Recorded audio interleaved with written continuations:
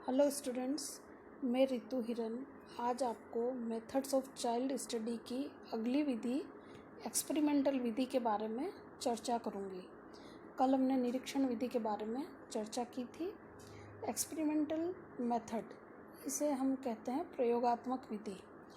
Experiment यानी कि प्रयोग करना, तो इससे आप जैसा कि नाम से ही वाकिफ़ हैं, इसमें कुछ प्रयोग होते हैं और ये विधि पूर्ण रूप से वैज्ञानिक विधि है। इसमें बालकों की कई तरह की समस्याओं के बारे में हम अध्ययन कर सकते हैं। जैसे बालकों की विकास और परिपक्वता के बारे में, अधिगम के बारे में, संवेगात्मक अनुक्रियाओं के बारे में हम इसमें अध्ययन कर सकते हैं। इस विधि के द्वारा कार्यकरण संबंध यानी कि कोज एंड इफेक्ट रिलेशनशिप का अध्ययन वैज्ञानिक ढंग से किया जा सकता है और इसमें प्रयोग की पुनरावृत्ति भी की जा सकती है। पुनरावृत्ति से प्रयोग की यथार्थता का प्रमाण हमें मिल जाता है, यानी कि उसकी सत्यता सिद्ध हो जाती है। तो ये पूर्ण रूप से वैज्ञानिक है। अब हम इसकी कुछ परिभाषाओं के बारे में देखते हैं। जहोदा के अनुसार प्रयोग परिकल्पना के परीक्षण की एक विधि है। आइजनेक और उनके साथियों के अनुसार प्रयोग वह है जिसमें चरों को योजनानुसार घटा बढ़ाकर निरीक्षण करते हैं, अर्थात प्रयोग में कम से कम स्वतंत्र या प्रयोगात्मक चर को पूर्व निश्चित परिस्थितियों के अनुसार परिवर्तित करके निरीक्षण करते हैं। इनकी डेफिनेशन के अनुसार ये एक्सपेरिमेंटल मेथड में दो तरह के वेरिएबल्स या चर होते हैं, एक तो स्वतंत्र चर और दूसरा प्रयोगात्मक चर। इसके बारे में अभी आपको और भी मैं बताती हूँ। स्वतंत्र चर है इंडिपेंडेंट वेरिएबल और आश्रित चर है डिपेंडेंट वेरिएबल। प्रयोगात्मक विधि में आश्रित चर पर स्वतंत्र चर के प्रभाव का अध्ययन किया जाता है, यानी कि प्रत्येक घटना के दो भाग होते हैं या दो अंग होते हैं, कार्य यानी कि इफेक्ट और कारण यानी कि कोज। किसी भी घटना या कुछ भी चीज़ की क्या वजह है वो कारण। प्रयोगात्मक विधि में कार्य को आश्रित चर तथा कारण को स्वतंत्र चर कहते हैं। व्यक्ति या समूह एक व्यवहार को प्रभावित करने वाले अनेक कारण हो सकते हैं। तो इस प्रयोगात्मक विधि के अंदर एक व्यवहार को जो भी प्रभावित करने वाले कारक हैं, एक को चुन लिया जाता है और बाकी शेष जो कारण हैं उनको नियंत्रित कर लिया जाता है कि उसका कार्य या आश्रित चर पर प्रभाव न पड़े। और जिस तरह से हमें स्टडी या अध्ययन करना है उसमें चर को मैनिपुलेट करके उसका अध्ययन कर लिया जाता है और विभिन्न प्रभावों को नोट कर लिया जाता है और फिर उन आंकड़ों का विश्लेषण करते हैं, यानी कि एनालिसिस करते हैं और उसके आधार पर परिणाम ज्ञात कर लिए जाते हैं। इस विधि के अंदर एक अध्ययन समूह हो सकता है, दो भी हो सकते हैं और अधिकतर इसमें दो समूह होते हैं। अब हम देखेंगे प्रयोगात्मक विधि के चरण क्या हैं, यानी कि स्टेप्स क्या हैं, किस तरह से प्रयोगात्मक विधि को काम में लिया जाता है। प्रयोगात्मक विधि के प्रमुख चरण निम्न प्रकार से है। सबसे पहला पॉइंट है समस्या। किसी भी प्रयोग को करने से पहले यह आवश्यक है कि कोई न कोई समस्या हो जिसकी हमें स्टडी करनी है। तो सबसे पहले जो अध्ययन करता है वो किसी समस्या का चयन करता है। समस्या का चयन वो किस प्रकार से करता है, जैसे कि वो स्टडी करता है कि वर्तमान में जो भी कार्य किए गए हैं उनका वो गहन अध्ययन करता है और क्या कार्य किया गया है समस्याओं पर और क्या बाकी है, क्या करने की गुंजाइश है, ये देखा जाता है। और विशेषज्ञों से विचार विमर्श करके और उससे संबंधित साहित्य का अध्ययन करके और प्रयोगकर्ता अपने स्वयं के अनुभव के आधार पर समस्या को चुन सकता है। समस्या को चुनने के बाद उसको परिभाषित करना यानी कि उसको डिफाइन करना आवश्यक होता है। नेक्स्ट स्टेप है संबंधित साहित्य का अध्ययन और उपकल्पना का निर्माण।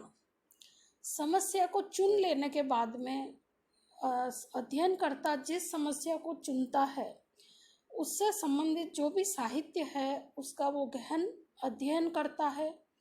वो उससे संबंधित पुस्तकों को, शोध पत्रिकाओं को और साइकोलॉजिकल एब्स्ट्रैक्ट्स आदि की स्टडीज़ कर सकता है, उनके अध्ययन को देख सकता है और उसमें वो ये जानने का प्रयास करता है कि अब तक इस समस्या पर किन किन व्यक्तियों ने क्या क्या अध्ययन किए हैं, क्या क्या प्रयोगात्मक अध्ययन किए हैं और क्या क्या कितने विश्वसनीय परिणाम उससे प्राप्त हुए हैं। और फिर अपने साहित्य अध्ययन के आधार पर और विशेषज्ञों की राय के आधार पर प्रयोग की समस्या से संबंध में वो उपकल्पना का निर्माण करता है। उपकल्पना के बारे में यह कहा जाता है कि उपकल्पना अनुसंधान समस्या यानी कि रिसर्च की जो प्रॉब्लम है उसके लिए एक प्रस्तावित उत्तर है। और उपकल्पना किसी भी स्टडीज़ में दो या अधिक चरों के कार्यक्षम संबंधों का परीक्षण करने योग्य कथन है। प्रयोगकर्ता प्रयोग की समस्या ही उपकल्पना जब बना लेता है तो प्रयोगकर्ता की प्रयोग की समस्या ही सुनिश्चित नहीं होती है, बल्कि उपकल्पना से प्रयोगकर्ता को आगे प्रयोग करने के लिए एक मार्गदर्शन, एक गाइडलाइन उसको मिल जाती है। और किसी भी स्टडी में एक उपकल्पना हाइपोथेसिस हो सकती है, एक से ज़्यादा भी हो सकती है। अब तीसरी स्टेप है प्रयोज्य। प्रयोज्य यानी कि सब्जेक्ट। उपकल्पना निर्धारण के बाद प्रयोज्यों का या सब्जेक्ट का चयन किया जाता है। प्रयोज्य का अर्थ है उन लोगों से है जिन पर कि प्रयोग किया जाना है, जो स्टडी होनी है, जो एक्सपेरिमेंट होना है, वो किन लोगों पर होगा, उनको सेलेक्ट किया जाता है। तो इनकी संख्या एक भी हो सकती है, अधिक भी हो सकती है और अधिकतर इनकी संख्या एक से बहुत अधिक होती है। और जितने भी प्रयोज्य या सब्जेक्ट लिए जाते हैं वे विभिन्न मानसिक और शारीरिक योग्यताओं की दृष्टि से समान होते हैं। अब चौथा जो पॉइंट है वो है चर और प्रयोगात्मक अभिकल्प, variables and design of the experiment. जो भी स्टडी की जाती है उसमें ये देखा जाता है चर जो होता है वह गुण है जिसके विभिन्न मूल्य हो सकते हैं। जैसे उदाहरण के लिए प्रकाश, ध्वनि, तापक्रम, शोरगुल आदि सभी किसी न किसी प्रकार के चर हैं और इन स्टडी में स्वतंत्र चर हों तो उनको भी परिभाषित करने की आवश्यकता होती है और इसको प्रयोगकर्ता किसी भी समय निरीक्षित घटना से संबंधित घटाता या बढ़ा सकता है। दूसरे प्रकार के चर आश्रित चर होते हैं, डिपेंडेंट वेरिएबल्स होते हैं। ये आश्रित चर वह कारक है जो कि प्रयोग द्वारा स्वतंत्र चर के प्रदर्शन पर प्रदर्शित होते हैं और हटाने पर अदृश्य हो जाते हैं तथा मात्रा में परिवर्तित करने पर परिवर्तित हो जाते हैं। चरों को परिभाषित करने के बाद प्रयोगकर्ता प्रयोग के लिए योजना तैयार करता है कि किस तरह से उनको सैम्पलिंग करनी है, दो रैंडमाइज्ड ग्रुप डिज़ाइन करने हैं या दो एक जैसे ग्रुप की डिज़ाइन करनी है, ये इस तरह की वो या फैक्टोरियल डिज़ाइन प्लान करना है। इस तरह से वो डिसाइड कर लेता है। पांचवा जो पॉइंट है आगे स्टेप इसमें वो है उपकरण तथा सामग्री। अध्ययनकर्ता प्रयोग में जिन उपकरणों का उपयोग करता है उसके बारे में संक्षेप में विवरण देना होता है। यदि प्रयोग के लिए वह किसी नए उपकरण को विकसित करता है तो उसके बारे में भी विस्तृत डिटेल्स देता है अपनी स्टडी में। छठा है नियंत्रण। समस्या से संबंधित साहित्य का अध्ययन करके विशेषज्ञों की राय और अपने स्वयं के अनुभव के आधार पर वह निश्चित करता है कि समस्या को कौन कौन से कारक अथवा चर प्रभावित कर रहे हैं, और जो भी चर प्रभावित कर रहे हैं तो एक का प्रभाव देखा जाता है और बाकी सारे चर को या कारकों को नियंत्रित किया जाता है। तब इस तरह की स्टडी से आंकड़ों का संकलन वह करता है और तब उसे शुद्ध वैज्ञानिक आंकड़े प्राप्त होते हैं। सातवीं जो नेक्स्ट स्टेप है वो है निर्देश तथा विधि।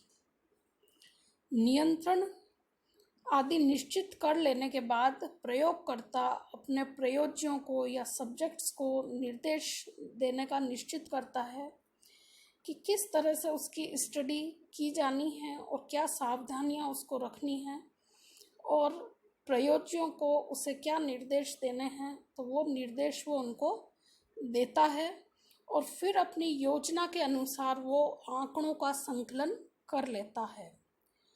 आंकड़ों को संकलित करने के बाद वो उसे सारणीबद्ध करता है और प्रयोगकर्ता प्रयोग को केवल पूर्व निश्चित विधि, योजना और अभिकल्प के अनुसार ही करता है। वह उसमें किसी भी प्रकार का परिवर्तन नहीं करता है। अब नेक्स्ट स्टेप है परिणाम। पहली स्टेप में आंकड़े संकलित हो गए, सारणियाँ बन चुकी हैं। अब नेक्स्ट ये जो परिणाम वाली स्टेप है, इसमें आंकड़े जो संकलित किए गए हैं उन्हें वर्गीकृत करके टेबल्स बनाई जाती हैं, विभिन्न सारणियाँ बनाई जाती है। फिर प्रयोगकर्ता उच्च सांख्यिकी विधियों का प्रयोग करके आंकड़ों का विश्लेषण करते हैं, एनालिसिस करते हैं और उनके आधार पर परिणाम ज्ञात कर लेते हैं। अब लास्ट जो स्टेप है या चरण है इसका, वो है व्याख्या तथा सामान्यीकरण, यानी कि डिस्कशन एंड जनरलाइजेशन। आंकड़ों के आधार पर प्राप्त परिणामों की व्याख्या करने से पूर्व सर्वप्रथम प्राप्त परिणामों के आधार पर जो उपकल्पना बनाई गई थी, जो हाइपोथेसिस बनाई गई थी, उसके आधार पर निष्कर्ष निकाला जाता है। फिर अपने निष्कर्षों की व्याख्या विभिन्न सिद्धांतों के आधार पर किया जाता है। समस्या से संबंधित कारकों पर भी प्रकाश डाला जाता है।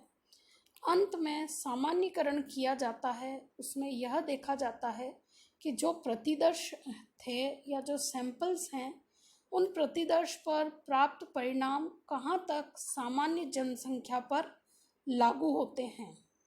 तो ये सब एक्सपेरिमेंटल मेथड के स्टेप्स थे, चरण थे। अब हम देखते हैं प्रयोगात्मक विधि के क्या लाभ और उपयोगिता हैं। सबसे पहले तो इसमें कार्य और कारण संबंधों का अध्ययन बहुत अधिक शुद्धता से किया जा सकता है और उतना किसी भी और विधि के द्वारा नहीं किया जा सकता। नेक्स्ट, यह विधि दूसरी विधियों की अपेक्षा शुद्ध है, संक्षिप्त है और जिन व्यवहार के कारकों को प्रभावित करने वाले जो कारक हैं उनको नियंत्रण कर सकते हैं और बाकी का प्रभाव, कारण के प्रभाव का अध्ययन इसमें किया जा सकता है। तीसरा, यह विधि उपकल्पना के परीक्षण की श्रेष्ठ विधि है। और चौथा है, अन्य विधियों की अपेक्षा यह सर्वाधिक वैज्ञानिक विधि है। नेक्स्ट है, इस विधि के द्वारा अध्ययन के आधार पर जो परिणाम प्राप्त होते हैं वो विश्वसनीय होते हैं, वैध होते हैं तथा सार्वभौमिक होते हैं, यूनिवर्सल होते हैं। नेक्स्ट है, प्रयोगात्मक विधि के कुछ दोष या लिमिटेशन है, कुछ उसकी सीमा भी है। सबसे पहला जो दोष या इसकी सीमा है वो यह है कि जब हम मनोविज्ञान की समस्याओं का अध्ययन एक्सपेरिमेंटल मेथड द्वारा करते हैं तो एक व्यवहार विशेष को प्रभावित करने वाले अनेक कारकों को हमें नियंत्रित करना पड़ता है, परंतु व्यवहार की जटिलता और गतिशीलता के कारण कारकों को नियंत्रित करना असंभव नहीं तो कई बार कठिन अवश्य हो जाता है। दूसरा, कुछ जटिल मानसिक प्रक्रियाओं और सामाजिक परिस्थितियों का प्रयोगशाला में अध्ययन कई बार इस विधि के द्वारा कठिन हो जाता है। तीसरा, इस विधि के द्वारा अध्ययन करते समय प्रयोगशाला में कभी कभी कुछ कृत्रिम परिस्थितियां उत्पन्न करनी पड़ती हैं और अध्ययनों में यह देखा गया है कि कृत्रिम परिस्थितियों द्वारा प्राप्त परिणाम उतने विश्वसनीय और वैध नहीं होते हैं जितने कि वास्तविक परिस्थितियों पर आधारित परिणाम होते हैं।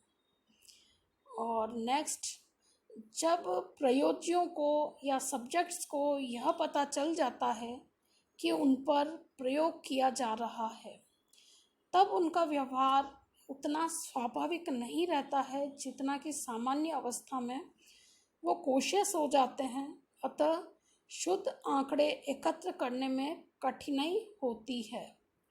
नेक्स्ट, प्रयोगकर्ता के साथ कभी कभी सहयोग नहीं करते हैं और प्रयोगशाला की परिस्थिति में उनका व्यवहार उतना नेचुरल नहीं रहता है जितना कि वो रहना चाहिए, तो वो थोड़ा सा अलग व्यवहार करने लगते हैं।